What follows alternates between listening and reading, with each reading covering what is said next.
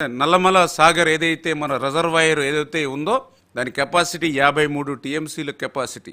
అంటే ఏదైతే మనం హెడ్ రెగ్యులేటర్ పూర్తి చేసుకుని మొదటి టన్నెల్ సెకండ్ టన్నెల్ పూర్తి చేసుకుని ఆ ఫీడర్ కెనాల్ కూడా పటిష్టంగా లైనింగ్ చేసుకుంటే అప్పుడు నల్లమల సాగర్లో వాటర్ పోతుంది. ఆ నల్లమల సాగర్లో 53 టీఎంసీలు వాటర్ రిజర్వ్ చేసుకుంటే ఆ నల్లమల సాగర్ నుంచి అక్కడ డిస్ట్రిబ్యూటరీ సిస్టమ్ ద్వారా మనకి ఏదైతే ఆ యొక్క ప్రకాశం డిస్టిక్కి అది పోతూ ఉంది. మరి ఆ నల్లమల సాగర్కి ఇప్పుడున్నటువంటి పరిస్థితుల్లో 53 టీఎంసీలు నీరు కాదు కదా, కనీసం ఇప్పుడున్నటువంటి పరిస్థితుల్లో 1/2 టీఎంసీ నీరు కూడా అక్కడ నిల్వ చేసుకునేటువంటి పరిస్థితి లేనిటువంటి స్థితిని కూడా కప్పిపుచ్చి ఇవాళ జగన్మోహన్ రెడ్డి గారు మరి దాని ట్విట్టర్లో కానీ లేదంటే తను ఏదైతే అవినీతి పత్రికలో బ్యానర్ ఐటమ్స్ పెట్టుకుని ఇంకా ప్రజల్ని ఇంకా 5 సంవత్సరాలు గతంలో ఏ రకంగా అయితే మాయ చేసి మభ్యచి పెట్టాలని ప్రయత్నం చేశాడో మళ్ళీ అదే ప్రయత్నం చేస్తున్నటువంటి పరిస్థితి.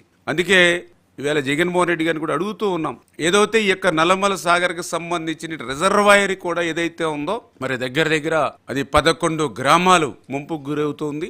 ఏదైతే ఈ వెలిగొండ సంబంధించినటువంటి ఈ ప్రాజెక్టు ద్వారా దగ్గర ఆ 11 గ్రామాలకు సంబంధించి ఆ నిర్వాసితులకి R&R కింద దగ్గర 1100 కోట్ల రూపాయలు మరి వాళ్ళకి ఇవ్వాల్సిన అవసరం ఉంది. నేను అడుగుతూ ఉన్నా, మరి గత 5 సంవత్సరాల నీ పాలనలో 1100 కోట్ల రూపాయలు కాదు కదా, కనీసం 1 కోటి రూపాయలు కూడా ఆ నిర్వాసితుడికి నువ్వు ఎందుకు ఇవ్వలేదు? ఎందుకంటే ఆ రోజు 2019 పాదయాత్రలో నా ఫస్ట్ ప్రయారిటీ వెలిగొండ ప్రాజెక్ట్ అని చెప్పావు. కానీ అధికారంలోకి వచ్చిన తర్వాత 5 సంవత్సరాల్లో 5 రూపాయలు కూడా నిర్వాసితుడి కోసం ఖర్చు పెట్టినటువంటి నీకు ఈవేళ మా ప్రభుత్వం వచ్చినటువంటి 50 రోజులకే మమ్మల్ని విమర్శించేటువంటి స్థాయి ఉందా అని చెప్పి ఈ రోజు జగన్మోహన్ రెడ్డిని అడుగుతున్నా అని చెప్పి మీ ద్వారా మరి తెలియజేసుకుంటూ, అంతకు మించి ఈవేళ జగన్మోహన్ రెడ్డి సమాధానం చెప్పాలి.